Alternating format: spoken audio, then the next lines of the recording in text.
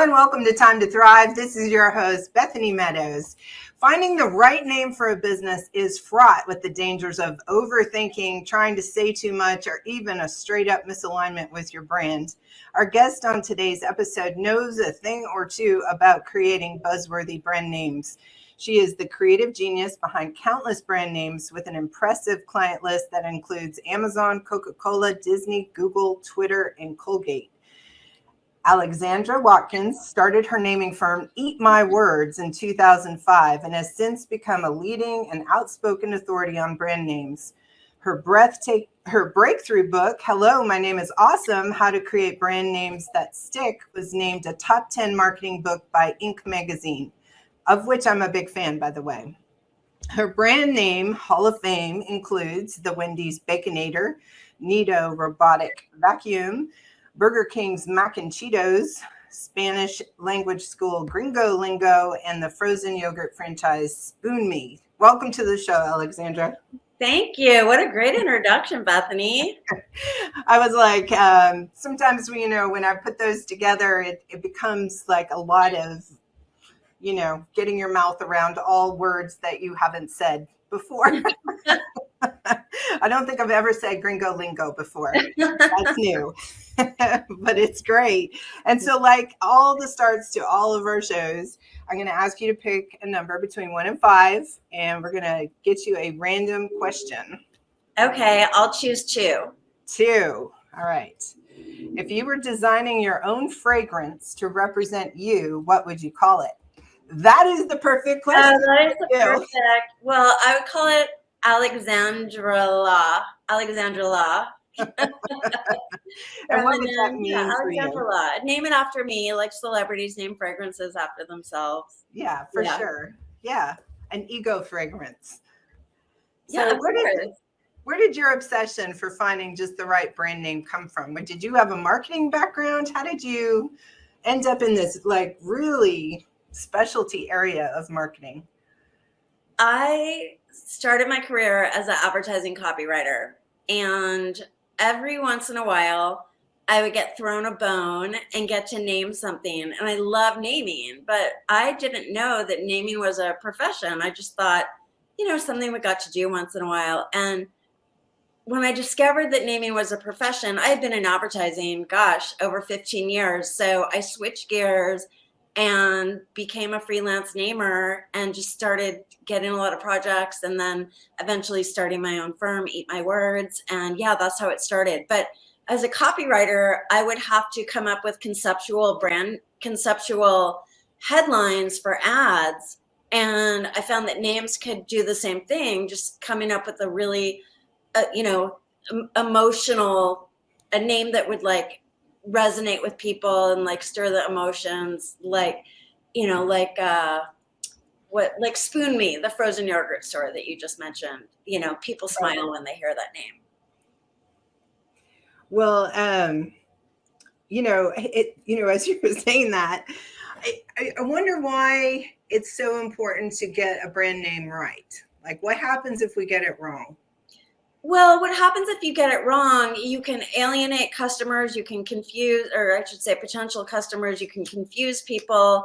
You can really miss a lot of opportunities to differentiate your brand, stand out in a sea of sameness, and you can, if you have the right brand name, you can monetize it with merchandise because your name is so cool that people want to wear it on a t-shirt.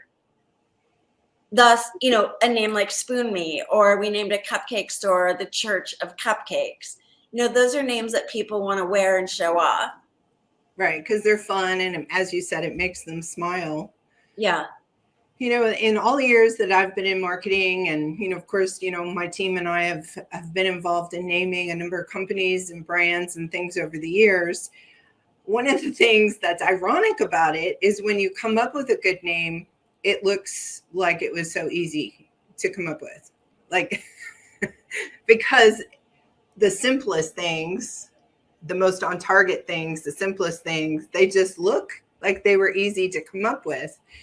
And most people don't understand that there's a real process that goes into the, naming behind getting a good name. So what are some of the qualities of a strong brand name? Like you've boiled it down Yeah, in your I book. have a 12-point name evaluation filter, and it's based on my philosophy that a name should make you smile instead of scratch your head.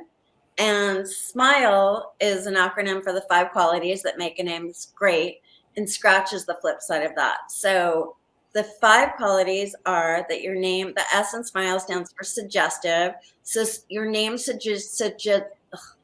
suggest something positive about your brand, a positive brand experience, or suggest something about what your brand is or does. So, for instance, Amazon suggests to me ginormous, right? It's gigantic. I've been to the Peruvian Amazon. It's giant river. So that is a name that's suggestive. The M in SMILE stands for memorable. Well, everybody wants a memorable name, but what makes a name memorable? What it is if you have an existing reference to it in your knowledge base. So for instance, Spoon Me, we're already familiar with that term, right? Or we named a GPS for dogs Retriever. That's in our existing knowledge base. But when you have to introduce something new that's unfamiliar, it's harder for people to remember. So as long as it's based in the familiar and you have a existing association with it, that's what you want. And you can make up a word, like Groupon is a great example. Like we know group and we know coupon, and we get, Groupon means that it's coupons for group activities, which is what they started off as. The I in SMILE stands for imagery, and that means that your name lends itself to a visual. So when somebody says the name, you can picture something in your head. People remember pictures and images much more easily than they remember random words and letters. That's true. And then the L in SMILE stands for legs, and legs means that your name lends itself to a theme. So you can extend the brand.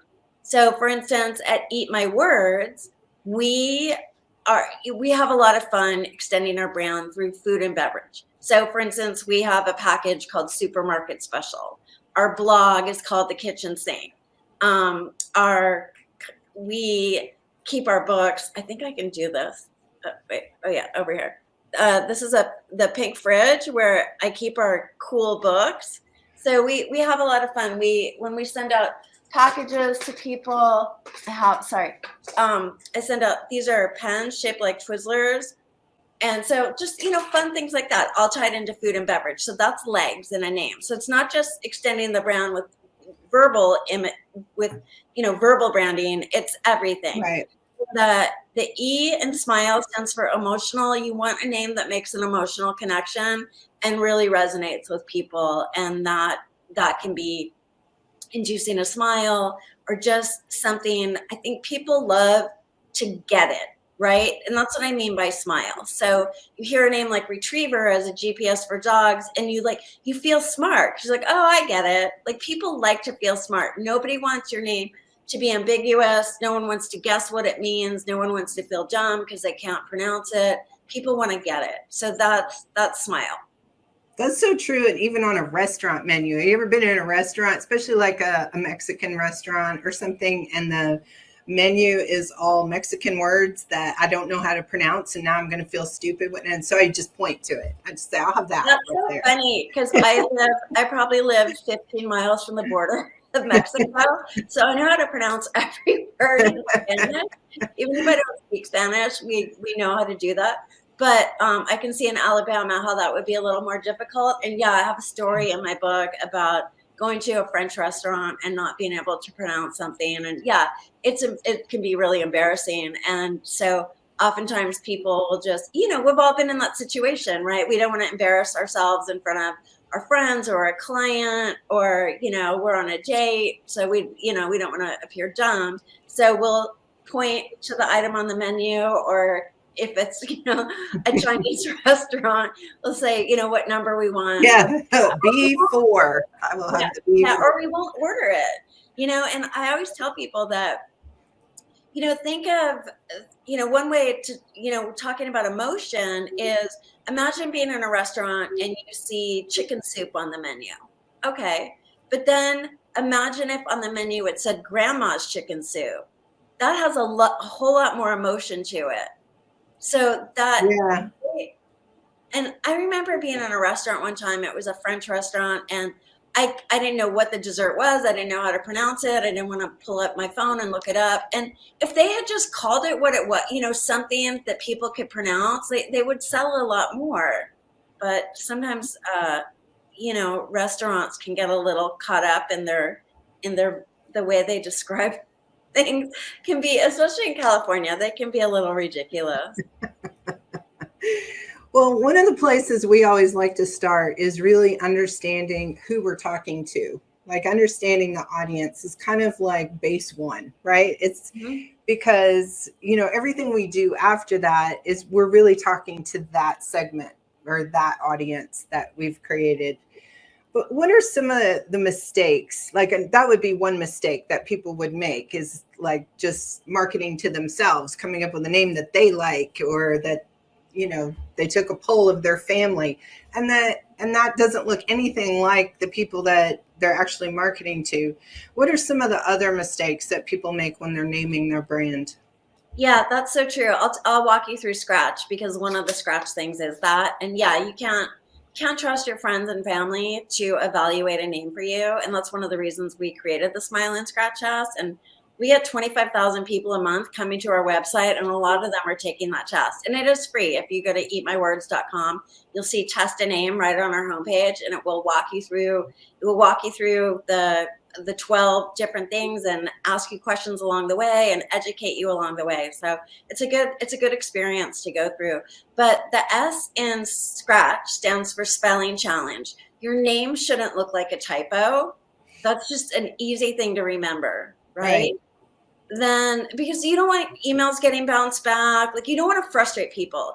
Your name should be a welcome mat, not a do not enter sign. So think of that. Think of your business, even if you're not a retail store. Think of it as a retail store. If somebody saw your name on the window, would they want to come in? Or would they be like, oh, I don't know what that is. Yeah. I don't know what that is exactly. So that's the S. The first C in Scratch is copycat. Nobody likes a copycat, and why be somebody else when you can be yourself? So you really need to stand out and differentiate yourself. So, and another reason not to be a copycat is you open yourself up to trademark infringement. So by the way, if anybody is worried about that, I have a great contact for a trademark attorney. He's like, I call him his name is Joey Vitale. His firm's Indie Law. He's the Eat My Words of trademark attorneys. He's a lot of fun. So yeah, his whole firm is. And that's great. I'll just tell you, it's INDIE, indielaw.com. You can get a free consultation. And yeah, that's ever since Joey heard me on a podcast, on the Maximum Lawyer podcast. And he had been a big fan of my book for years. And now we're pals, and it's a great relationship. But he's really, really helpful in the trademark process and can take care of you. If you have not trademarked your business name, I recommend it because you do want to protect your brand. So that's copycat. The A in Scratch stands for, hold on. The R in Scratch stands for restrictive. I get ahead of myself. The R in Scratch stands for restrictive, and that is where you lock yourself into a name and you outgrow it. So when you're coming up with your name, look into your crystal ball and think, how is my company going to grow in the future, and will this name fit? So an example of a restrictive name is Hotel Tonight. So if you're familiar with that app, how it started is they would sell discount rooms because hotels couldn't sell rooms. They didn't want to let them go empty, so they discount the prices at the last minute, which was great. And so, you were in a town and you're like, oh, I need a room. So, by the way, a better name for Hotel Tonight would have been Get a Room, I think. It would be more fun because, really, how often do you need a hotel that night? Right. So, and very straightforward. I need to go here to get a room. Yeah. Yeah. But with Hotel Tonight, now you can get a hotel 365 days in advance. So they really outgrew their name. So 24-hour fitness. In the beginning, it was 24 hours. Now, not all of them are 24 hours. A classic 99-cent store, right? Yeah, the dollar store. Yeah. Dollar Tree, yeah, is now $1.25. I think the name is still okay because it's not one Dollar Tree, but yeah, the 99-cent store, 99-cent only store. Yeah. So hard to go up. But that's something they should have seen that coming, right? I mean, come on. So yeah, that's restrictive. And then the A in Scratch stands for annoying. And annoying is when people are cute. So spelling a name backwards. Now, that worked for Oprah because she named her company Harpo Studios. And Harpo is like, how often does that happen? Where it's a good name backwards as yeah, it is forwards. Yeah. But like Serena Williams named her clothing line her name backwards, Serena backwards. It's like RNS. Like just it worked for Oprah, it didn't work for Serena. So think about these things. Mm-hmm. The T in Scratch stands for tame. You can't afford to be tame. You can't be a wallflower. You really need to stand out and differentiate yourself from all of your competitors. It's not the place to be vanilla. No, exactly. Speaking of vanilla, this never happened before. Speaking of vanilla, the Church of Cupcakes, we had a lot of fun with their name, and we named their vanilla cupcake the Missionary. You have a wicked sense of humor. I've been reading your book, so I know you have a wicked sense of humor. Yeah, it's fun. People appreciate a sense of humor, and not just like consumer brands. Like you can be a B2B. We're a business-to-business brand, and people love our sense of humor. People want to smile. Just because you're at work doesn't mean that you lose your personality and your sense of humor. I mean, people want to have fun. And people want to, when you have a cool name, you're going to attract the people that you want to work with. I guarantee it. We worked with a trademark attorney named Layla, an attorney, not a trademark attorney, regular attorney, Layla Banajamali, and she specialized in helping startups get their foundation documents. And she knew her name, Layla Banajamali, was going to be hard for people to spell and remember and pronounce. So she came to us and we rebranded her firm Bedrock. And because it was all about foundational documents and businesses starting up. So when we renamed her Bedrock, she said that they started attracting the type of clients that they wanted to work with because they would, it was a cool name. They wanted cool clients. So I recommend that. So I think that the way that marketing has evolved over the last 15 to 20 years, we're much more entertainment focused now. Like, even the advertising that we're doing online has an entertainment component to it because the consumers are requiring that. Yeah. They're not okay with you interrupting whatever their experience is with something completely different. They want the advertising to merge seamlessly in with their entertainment. And you have to educate, inform at the same time as entertain. And so part of that is that sense of humor, that sense of whimsy and fun. But at the same time, maintaining your thought leadership and your credibility. Yeah. So that reminds me of, so we all are, if you're on Facebook, obviously you're assaulted with ads, and most of them we just completely ignore. And I was on Facebook the other day and I saw an ad for this toilet paper and it was called Who Gives a Crap? And each roll was wrapped and branded Who Gives a Crap, and different colors, and I was so magnetized by that, and I clicked on it and I read about it, watched the video, and that was entertaining me. Just the name alone was entertainment. So yeah, that's a good point. Spoon Me is an entertaining name. Church of Cupcakes. There's Eat My Words is an entertaining name. Anytime you can make people smile and feel good, you're golden.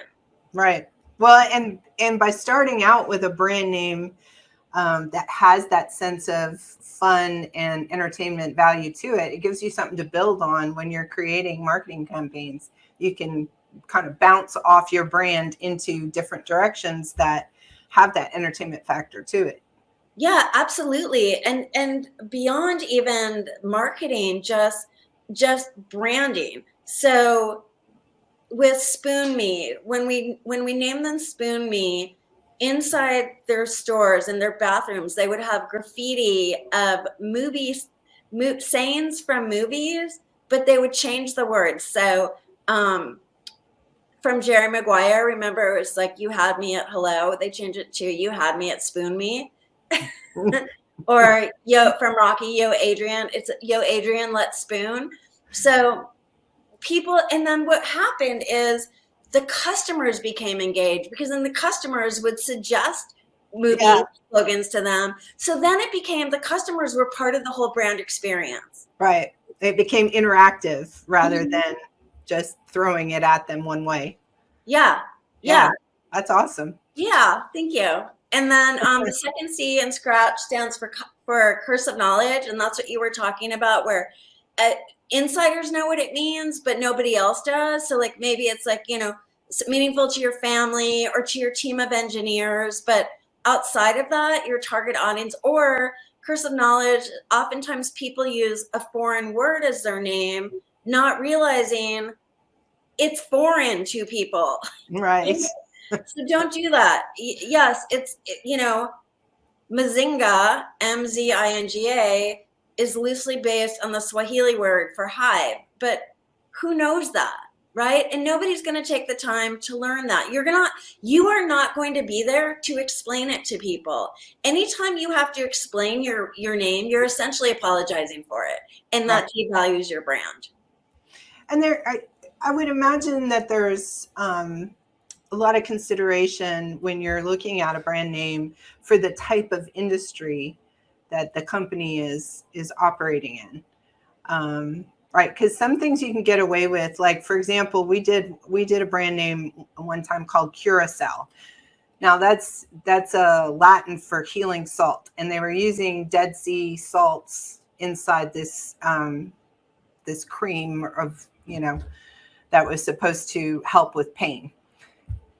So we were coming up with something that reflected that, but there's no way to say that in the English language and have it make sense. And in healthcare, you can say things like Curacao, and that makes sense to people. Like, okay, that sounds very healthcare-ish. You know what I mean? Mm-hmm. Like, so have you run into that as far as, do you have some insights on that as far as industry specific?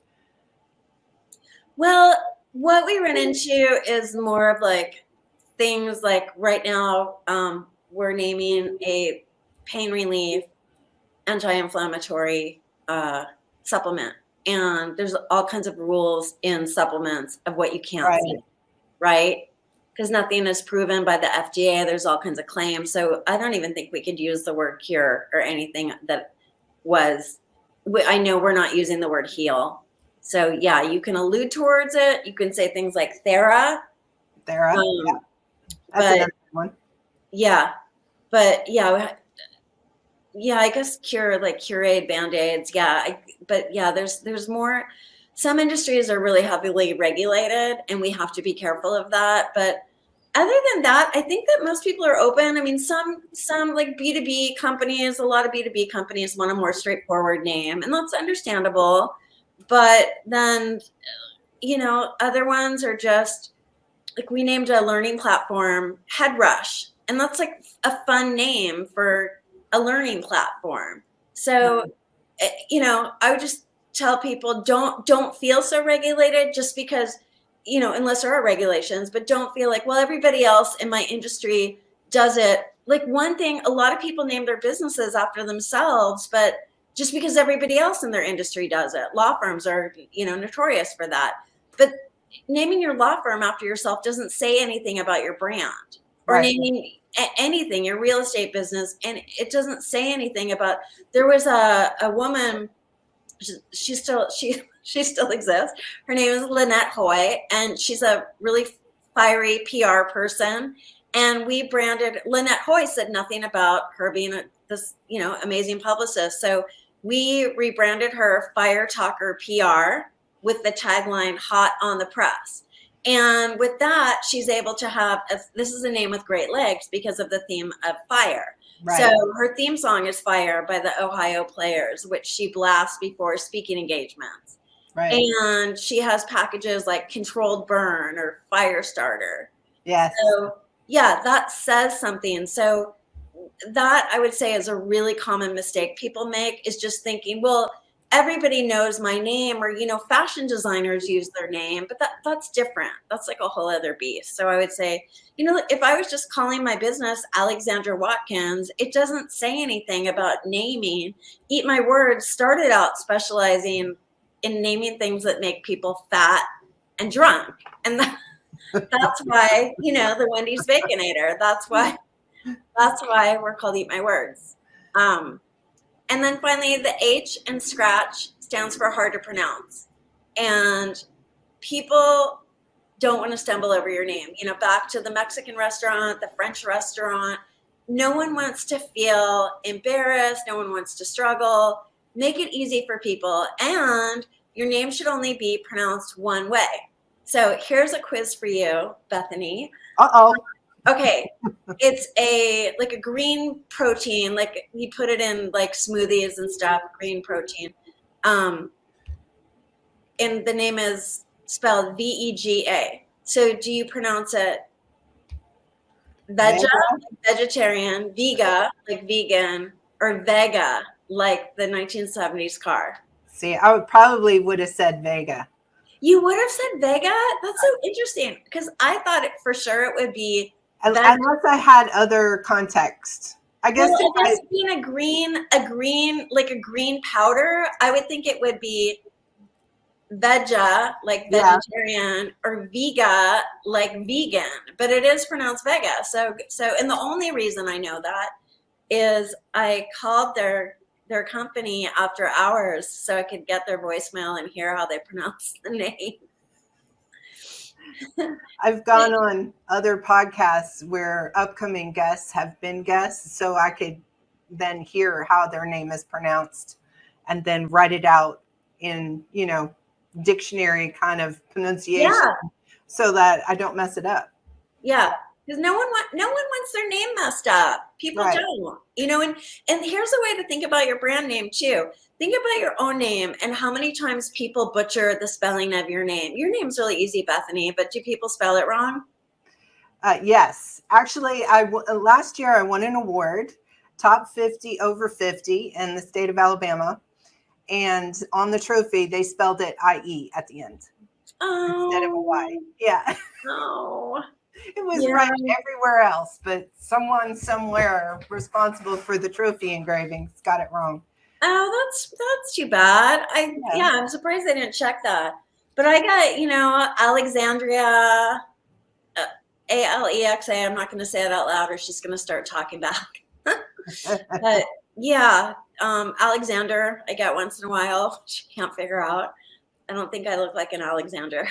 But yeah, no one wants their name butchered.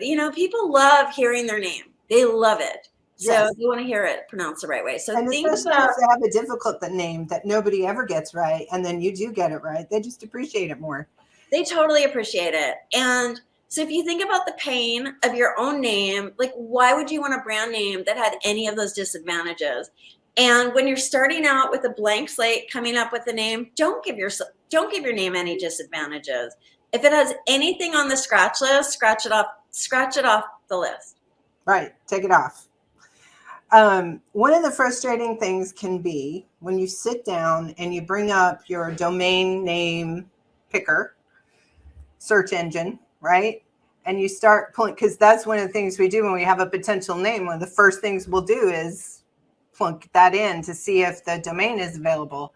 And then it's not, because the World Wide Web is now massively huge and lots of domain names have been purchased. And so we have to get a little creative sometime to find, the fact that you got eatmywords.com, kudos to you for that, because that's amazing. Thank you. Yeah, it was 18 years ago. And I think I got it for $2,100. No, $1,200. I have number dyslexia. Yes, $1,200, which I couldn't believe it. So we had a business here for a while that was a subscription and online hot sauce store, and we called it Get a Little Hot. Oh, I love that. So it had a little, risque tone to it, but which the whole hot sauce culture does anyway. Mm-hmm. but I got the domain getalittlehot.com, and I'm pretty sure now I've closed the business, but I kept the domain and actually put it up for sale. I'm just waiting for like some questionable site to come along and buy it from me. Yeah. Yeah. Well, with Um, domain names, the number one thing to remember is no one expects anyone to have an exact match domain name anymore. So many have been taken. yeah, They're parked. If you think you're going to get a one-word domain name, just put that aside. Fire sale, one-word domain name, $50,000 to $100,000. But a good one-word domain name, it could be $1 million. So the thing to do is don't add a hyphen, just have a modifier. Because if you have a hyphen, it's going to slow you down when you're telling people what your domain name is. So just add a modifier word. So it could be, get or hello or we are, for instance, in the beginning. yeah, If it's a verb, it's good. So let's say, yeah. drink Coca-Cola. You can also get really creative. And here's one of my favorites. It's a smoked turkey company. I read about it on the O list in Oprah magazine years ago. And like a smoked turkey company, it's called Greenberg Smoked Turkey. Is not a great name. Greenberg could be spelled with an E or a U, but their domain name is unforgettable, and it's gobblegobble.com. That's amazing that they have that one. That would be, Yeah, but like how smart yeah, to do that, right? Or like another one of my favorites is I was at the Fancy Food Show one year, and they have probably a dozen peanut butter purveyors at the Fancy Food Show, and I love peanut butter. So I'm walking around from peanut butter to peanut butter vendor, and I turn the corner and I see this banner and it says ilovepeanutbutter.com, and I was like, I'll never forget that. And it was for a company called Peanut Butter and Co. And they had peanutbutterandco.com as well. But if you type that in, it redirected to ilovepeanutbutter.com. right. Why? Because who wouldn't want an email address? I would love Alexandra at ilovepeanutbutter.com, right? Like it's easy to remember. It starts a conversation. It makes people smile. So those are the things to think about when you're coming up with domain names. Like do not start your naming process by looking up domain names. We never look at domain names until the very, very, very, very end. Mm-hmm.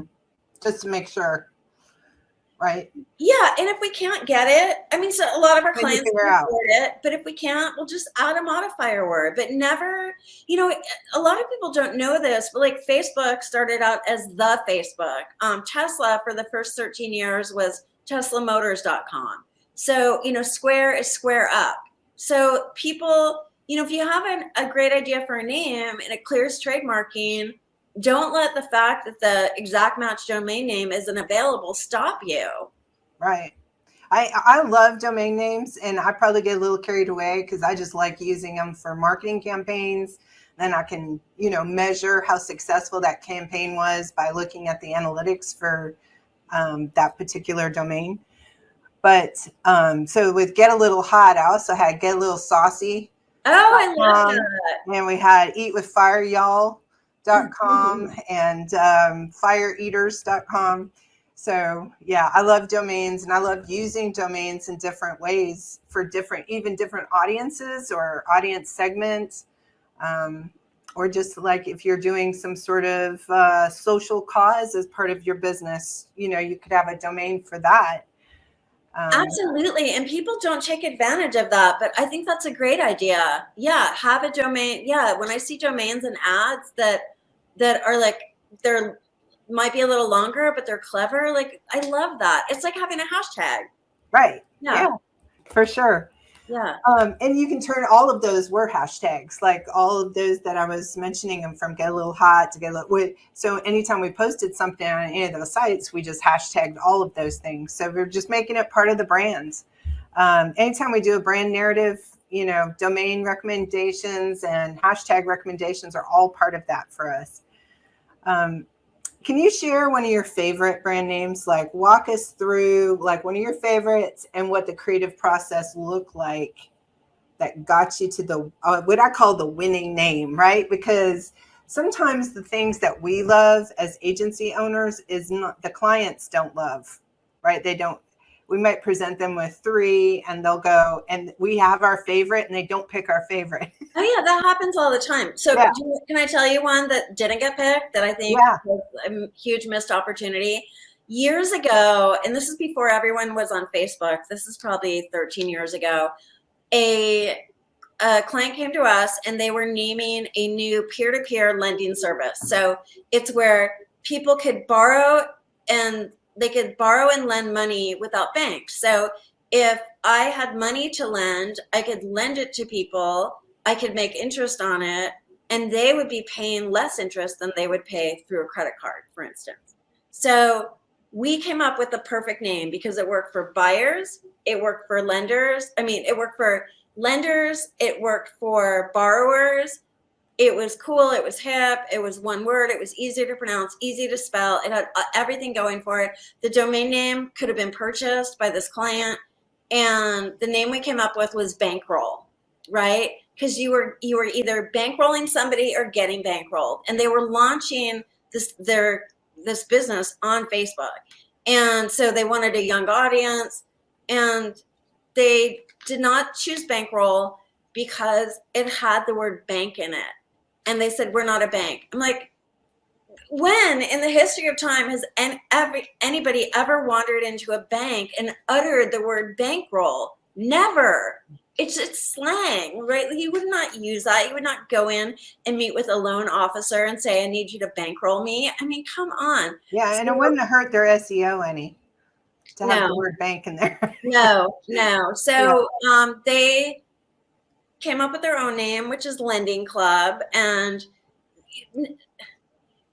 every time I drive by it on the freeway, they had a big building and up in the Bay Area. And it looks like Lending Club. It sounds like a place where you would go. And it wasn't. It was all online. So and I thought it was a copycat of Lending Tree.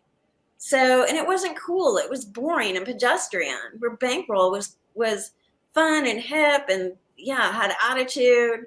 So that is my biggest disappointment. Yeah. It makes you sad when you have a winner, but they just I think sometimes with business owners or people who are making those decisions, they can't get out of their own head. They can't realize that they're not the audience. They're not the target. And they keep thinking that way. Like you present something to them and they're like, I don't get it. Well, I'm not talking to you. Yeah. Well, that's why this is really important. We tell clients, when they're reviewing names, don't ask yourself, do I like it? Because that's subjective. Ask yourself, is it right for the brand? That's a completely different question, and it's very objective.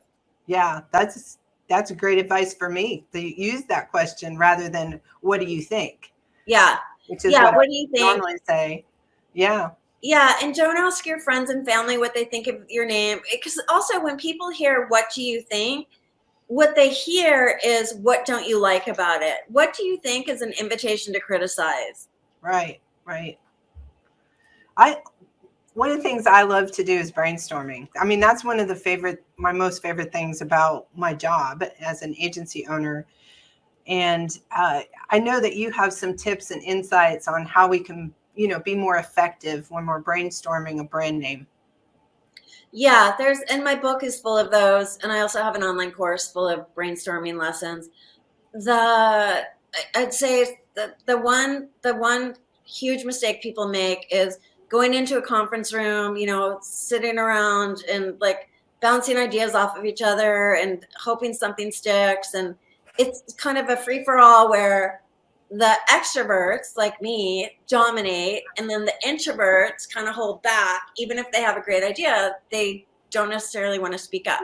So if you are in a corporate setting, what I recommend is everybody brainstorms in advance online. There's a million tools online, maybe not quite a million. There's a lot of tools online. For instance, we all know a picture says 1,000 words. Go to a stock photo library or go to Google Images and type in a concept related to your name. For instance, if you were naming a microprocessor that was fast, you could just look for images of things that are fast. And that could inspire you to come up with a metaphorical name, like Puma, right? The running shoe. That's a metaphorical name because a puma is a fast animal. So that's a tip. But when you come to the meeting and everybody already has ideas, and then if you've already filtered them through the smile and scratch test, then everybody's coming with good ideas. So that's a way to do it. But I highly recommend that people brainstorm on their own because there's so much out there. Even just starting with a thesaurus, that's a great place to find ideas. Thesaurus.com. Mm-hmm. Use it all the time. Yeah, it's great. I was there a lot yesterday. And what happens is when you're brainstorming by yourself, no one's shooting down your ideas, and you're focused and you're not thinking about, well, the boss just said a name that sucked and everyone's pretending to like it, but I know it sucks, but I don't want to say anything because I'm asking for vacation time next week or, whatever it is, people don't want to speak up. So, but brainstorming in advance, insisting on the smile and scratch test. Look, here's a way the smile and scratch test can play bad cop for you. So you're not having to be the person saying to the boss, your name sucks. You're just saying, okay, well, let's see if, let's run these through here. And if it doesn't pass, you can say, oh, it's spelling challenge, or yeah, it has a curse of knowledge. I know we all know what that means, but I don't think our customers do. So it can really serve you that way. And so you're not the person that's saying it. You're just filtering it through this test. One of our favorite ways to brainstorm is we have a big roll of blank butcher paper in the conference room. And we just roll that down the middle of the table. Everybody has color Sharpies. And, because we're a creative team, right? Everybody on the team is creative in some element of their specialty or another. And so just putting colored Sharpies in their hand and a blank canvas does something to them. They just start drawing or mind mapping, or just even writing a name down and looking at it on paper just has that effect where we can bounce off each other. But then the introverts, they don't mind drawing. Oh, interesting. Rather than just, to say it out loud, that's a little more scary for them, but they'll draw it, right? Because the introverts will tend to be like your designers, so they're really good with the paper and the Sharpie. So there's probably a business owner who's listening right now going, oh crap, my name does not pass the smile and scratch test.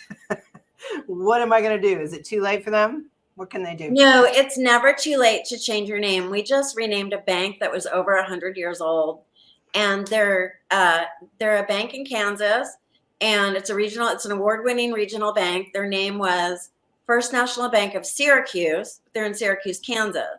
And, it was it was an old name. Didn't say anything about their customers or who they were. And they do a lot of they work with a lot of agriculture customers that are and clients, and they wanted a name that was aspirational. And so we rebranded them Dream First, because it's all about, if you can dream it, you can do it, and they can help you get there. And they have helped so many people achieve their dreams. So that's their new name, and it's just thank you. Yeah, so no, it's never too late to change your name. And it's never been easier to change your name, because when you do change your name, you can have your website redirect to the new one, and it will be so seamless people won't even know. You can send out an email. It's a great reason to get back in touch with all your old customers and everybody. Let them know that you changed your name, why you changed your name. It's just a good opportunity for PR and just that newness and excitement of it's I guess like renewing the vows, right? Yeah, because whenever you do like a rebrand like that, it kind of energizes everyone because it's exciting. It's and you also it's an opportunity to re-educate your team, your staff, your customers on what your brand values are, because generally the name is like bringing you more into alignment with that. We had a bank client like probably 11 or 12 years ago now, that was named South City Bank. And another agency actually renamed them First Partners Bank. And their tagline was, you succeed, we succeed. So that was what we were working with. And so what we pitched them was this idea of publishing a magazine, doing a blog that was separate from there that had resources on it for business owners, doing a radio show, doing workshops in local libraries for business owners. And then we branded all of that initiative Tools for Success. So it tied into their You Succeed, We Succeed, Tools for Success. Well, 3 years after that, they merged. They got merged up with another bank, a much bigger bank, and they kept it on. So it became, we just rebranded it to the new bank. And now 10 years, 11 years later, that bank is being merged into another bank and they're keeping it on. So it just lives on because it's That's awesome. It's this, and they keep the same Tools for Success because it fits. But so brand names aren't just about the name of your company, but also the things within your company. It could be product, it could be like a marketing initiative like that, or something else. But all these things kind of have to integrate with the other parts of your brand. That's why it's helpful to have a name with legs. But even if you don't, here's an example of branding some parts of your business. So we work with a hotel in San Francisco called the Hotel Vitale, and it's this hipster hotel, and they were competing with the W, which is super hip hotel, for wedding business. And bride and groom would come in and, tour the property, and, great venue, spectacular location, all of that. Then they would sit down and they would go through this notebook looking at all the different services and things they could order in their wedding package.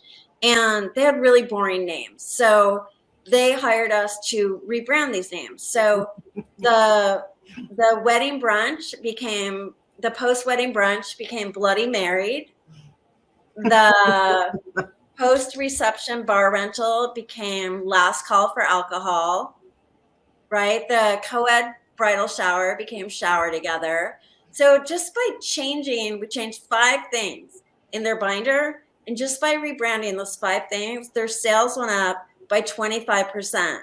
And all we did was change the name in a binder. There was no PR campaign. There was no, logo refresh. It was just changing names in a binder.